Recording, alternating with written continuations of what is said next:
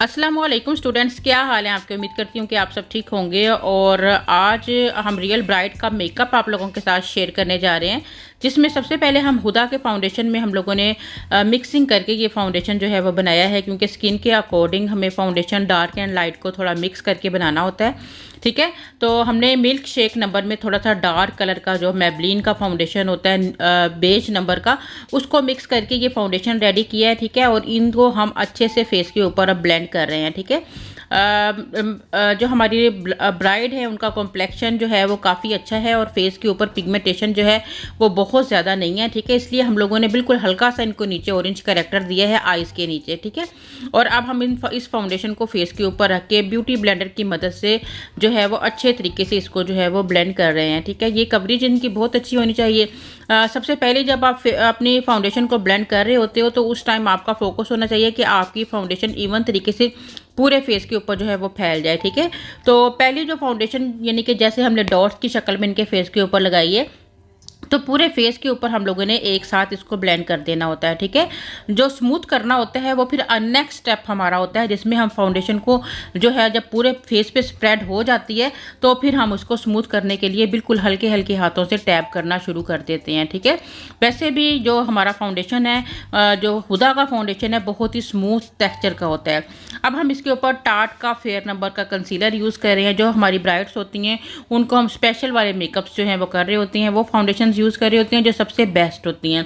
ठीक है, अब यहाँ पे ये टाट का फेयर कलर का हमने फाउंडेशन लिया और इसको अब हम हल्का हल्का जो है वो फेस के ऊपर लगा रहे हैं उन एरियाज़ पे जो हमें हाईलाइट करना होता है। ठीक है, क्योंकि ये फेयर कलर है और जब आप इसके ऊपर अपना हाइलाइटर भी यूज़ करोगे तो ये बहुत अच्छा जो है वो दिखेगा। और दूसरा ये कि आँखों के नीचे जो सर्कल वगैरह होते हैं वो भी थोड़े लाइट कलर के साथ जो है वो आइज़ एकदम से थोड़ी बड़ी और खुली दिखेंगी। ठीक है, तो ये हम लोगों ने अब कंसीलर को फाउंडेशन को जो है वो अच्छे से मिक्स करना है। अब आती है अपनी फाउंडेशन को स्मूथ करने की बारी, तो आपने बहुत ही अच्छे तरीके से इसे स्मूथ करना है।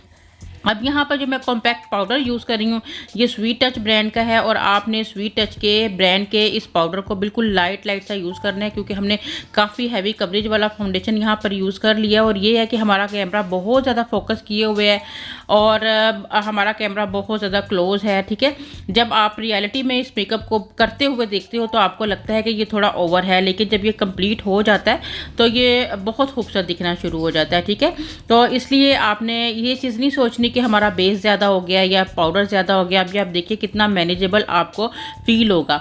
ठीक है, अब हमारी कंटोरिंग की बारी आ जाती है, तो हमने बहुत अच्छे तरीके से कंटोर करना है। फेस थोड़ा चकोर नज़र आ रहा है। ठीक है, तो जो चबी फेस होता है उसको आपने जो लाइन से अच्छे से कंटोर करना होता है और इस तरीके से फेस को लिफ्ट करके जो है वो कंटोरिंग और ब्लशन लगाना होता है कि फेस हमारा बिल्कुल एकदम से जो है वो स्मार्ट दिखे।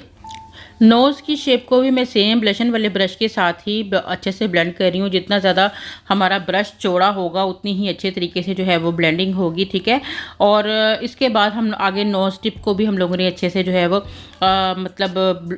कंटोर कर लिया हुआ है। आईब्रो की शेप कर रहे हैं।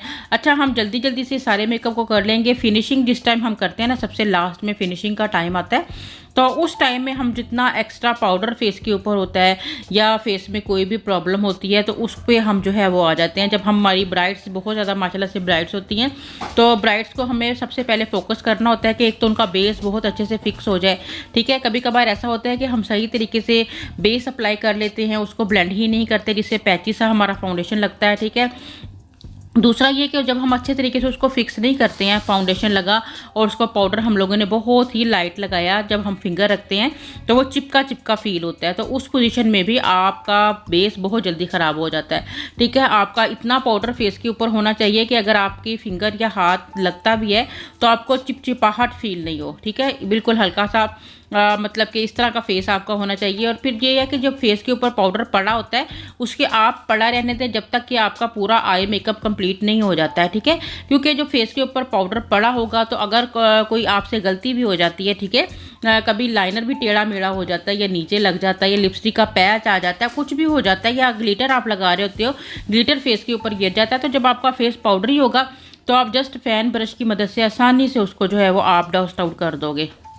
और आज जो हम आई मेकअप करने जा रहे हैं वो उसमें हम बस जस्ट 2 कलर्स के साथ ही आई मेकअप करेंगे। ठीक है, ब्राइडल के बहुत स्मूथ कलर्स को यूज़ करेंगे। वैसे भी बहुत छोटी आंखों पे बहुत गहरे कलर्स लगाने की ज़रूरत नहीं होती है। हम लोगों ने जो हमारा पीच कलर होता है, कंटोरिंग कलर होता है, ब्राउन पीच कलर, सेम उसी कलर को आंखों के ऊपर एज ए कंटोर यूज़ किया है और आंखों के नीचे भी इसको ब्लेंड किया है। और अब यहाँ पर हम हाईलाइटर यूज़ करेंगे। आसमा खान की अपनी ब्रांड का जो है वो हाईलाइटर है जो बहुत ही अच्छे तरीके से ग्लो करता है। ठीक है, अगर आप ज़्यादा ग्लोई चाहते हो उस पर भी मैंने बहुत ज़्यादा वीडियोस बनाई हुई हैं।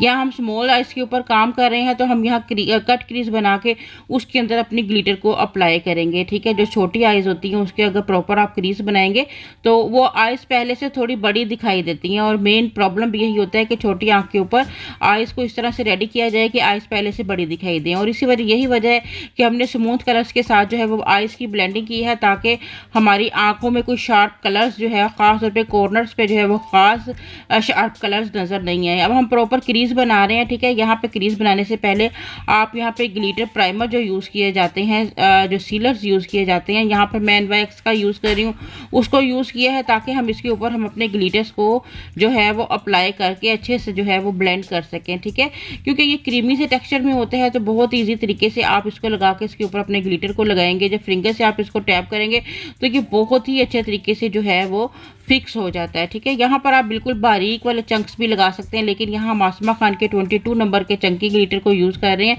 ये बहुत ही खूबसूरत सा कलर है, ख़ास तौर पे ब्राइड्स के लिए इस कलर को बहुत ज़्यादा यूज़ किया जाता है क्योंकि इसमें ग्लो और शाइन बहुत ज़्यादा आता है। ठीक है, ये देखें जी, अब हम लोगों ने फ्लैट ब्रश ही की मदद से जो है वो इसके ऊपर बिल्कुल हल्का हल्का, आपने एकदम से बहुत ज़्यादा कलर उठा के इसके ऊपर अप्लाई नहीं करना है। आपने बिल्कुल लाइट लाइट कलर्स को यहाँ पर रखते जाना है और जब तक वो प्रेस नहीं हो जाता आपने हल्का हल्का उसको प्रेस कर देना है। ठीक है, ताकि आपके कम से कम जो है फेस के ऊपर इसके जो है वो पार्टिकल्स गिरे। अगर बहुत ज़्यादा आप अप्लाई करोगे तो पूरा फेस गोल्डन गोल्डन हो जाता है। और यही वजह है कि हम लोग पाउडर को साफ़ नहीं करते हैं जब तक कि हमारा कंप्लीट मेकअप नहीं हो जाता है आँख का। ठीक है, अगर हमारा फेस पे पाउडर नहीं होगा तो ये जितने भी चंक्स हमारे फेस पे गिरते हैं ये हमारे बेस के साथ ही चिपक जाते हैं और जो बहुत ही ज़्यादा गंदा सा डस्टी सा फेस फील होना शुरू हो जाता है। इसलिए हम पाउडर को इतनी जल्दी डस्ट आउट नहीं करते, फेस के ऊपर पाउडर पड़ा रहने देते हैं। जब हमारा कंप्लीट आई मेकअप कंप्लीट हो जाता है तो उसके बाद फिर हम फेस को एक ही बार जो है वो अपने ब्रश की मदद से साफ़ करते हैं। ठीक है, फैन ब्रश की मदद से, और फिर हम लिपस्टिक और बाकी मतलब प्रोसीजर जो है वो कंप्लीट कर रहे होते हैं। अब यहाँ पर लाइनर की एप्लीकेशन की जा रही है। जैसा कि आपको पता है कि आइज़ छोटी हैं तो हमें बहुत लंबे लंबे विंग्स इनको नहीं बनाने हैं, वो भी बहुत ज़्यादा शार्प दिखते हैं। और ब्राइड्स को हमेशा आई मेकअप सॉफ्ट देना चाहिए, आंखों के अकॉर्डिंग आई मेकअप कर लें। या डिमांड्स भी होती हैं, कुछ हमारे क्लाइंट्स की डिमांड डिफरेंट होती हैं, कुछ और ये हमारे लिए ख़ास ज़रूरी होता है कि हम अपने क्लाइंट की डिमांड का ख़ास तौर पे जो है वो ध्यान रखें। ठीक है, और उनसे पहले 2-4 मिनट लगा के डिस्कस कर लें और उनसे पिक्चर्स वगैरह देख लें कि वो लाइक क्या कर रहे हैं। कुछ लोग हमारे पास फर्स्ट डे पर ही चाहते हैं कि हमें मॉडल लुक मेकअप जो है वो चाहिए। ये भी हमारी रियल ब्राइड हैं जिनको हम मेकअप कर रहे हैं, इसी वजह से हमने जल्दी जल्दी में इनका थोड़ा बहुत जो है वो शूट किया ताकि हम रियलिटी में आपको दिखा सकें कि हमारे रियल मेकअप जो है वो किस तरह से जो है वो किए जा रहे होते हैं। अब यहाँ पर हम लोगों ने इनको 3D लैशेस यूज़ की हैं और इस चीज़ का ध्यान रखें कि बहुत लंबी लैशेस इनको नहीं लगाएं कि आइज़ पे जो हमने ग्लिटर वगैरह लगाए हैं वो सारे ही आई खोलने के बाद छुप जाएं। और अब हम शुरू करें अगेन, इनको थोड़ी कंटोरिंग हम लोगों ने स्टार्ट में कर ली थी। अब हम ब्लशन के साथ इनके फेस को थोड़ा स्मार्ट दिखाएंगे। ब्लशन जो हमारा चबी फेस होता है उसको आपने पीछे की तरफ ही रखना है, बहुत ज़्यादा जो है अगर आप अपनी चिक्स के पास लाएंगे, ठीक है, तो ये आपका फेस उतना ज़्यादा मतलब खूबसूरत नहीं लगेगा जितना आपका पीछे शार्प कलर होना चाहिए। जस्ट आपकी ब्लेंडिंग चिक्स के पास तक जो है वो हो जाए तो उसका कोई मसला नहीं होता है। ठीक है, वो शेडो यानी कि फ्रंट पे आना चाहिए। और यहाँ पर हम लोगों ने वाइट कलर आइज को थोड़ा बड़ी दिखाने के लिए यूज़ किया है। ये हमारा जेल लाइनर है जिसे हम आँखों के अंदर यूज़ जो है वो कर रहे हैं और इस तरह से हमारी आइज भी थोड़ी बड़ी जो है वो दिखाई देंगी यहाँ पर। ठीक है, अब मेन चीज़ आती है हमारा हाईलाइटर। हम आसमा खान ही की ब्रांड का हाईलाइटर ने यूज़ कर रहे हैं। अच्छा, आसमा खान के चंकी ग्लिटर्स हैं, आसमा खान के वेलवेटी शेड्स हैं, इसके अलावा फेस के ऊपर लगाया गया हाईलाइटर बहुत ही रिजनेबल प्राइस में आपको मिल जाता है। आप और बहुत ज़्यादा डील्स भी ऐसी हैं कि जिसमें मज़ीद और कंसेशन जो है वो की जाती है। ठीक है, तो आप जो है हम जो आपको नंबर दे रहे हैं स्क्रीन पर उसको रब्ता करके इन ग्लिटर्स के बारे में मालूमात हासिल कर सकते हैं या बाय भी कर सकते हैं। ठीक है, अब ये देखिए जिनके फेस के ऊपर हम लोगों ने जो है वो अच्छे से हाईलाइटर को यूज़ कर लिया हुआ है। ठीक है, हाईलाइटर को यूज़ करने के बाद अभी इनकी स्टाइलिंग की तरफ आते हैं, ज्वेलरी वगैरह पहनाते हैं, फिनिशिंग लुक आपको दिखाते हैं। आप बड़े मज़े के प्यारे से कमेंट किया करें और जो भी मतलब कि आपको प्रॉब्लम लगती है सीखना चाहते हैं उसके बारे में भी हमसे क्वेश्चन कर सकते हैं, क्योंकि उससे रिलेटेड वीडियोस जो हमें आप लोगों के लिए बनानी होती है। ठीक है, अब यहाँ पे लिप की प्रॉपर पहले आउटलाइन आप कर लें। आउटलाइन करने से बहुत फ़ायदा हो जाता है कि आप फिर जब इसके अंदर अपनी लिक्विड वाली जो आपकी लिप ग्लोसेस होते हैं उनको जब फिल करते हो तो वो प्रॉपर आप लोगों को आइडिया हो जाता है कि कहीं से भी लिप हमारा ऊपर या नीचे नहीं हो जाए। ठीक है, इवन बनता है।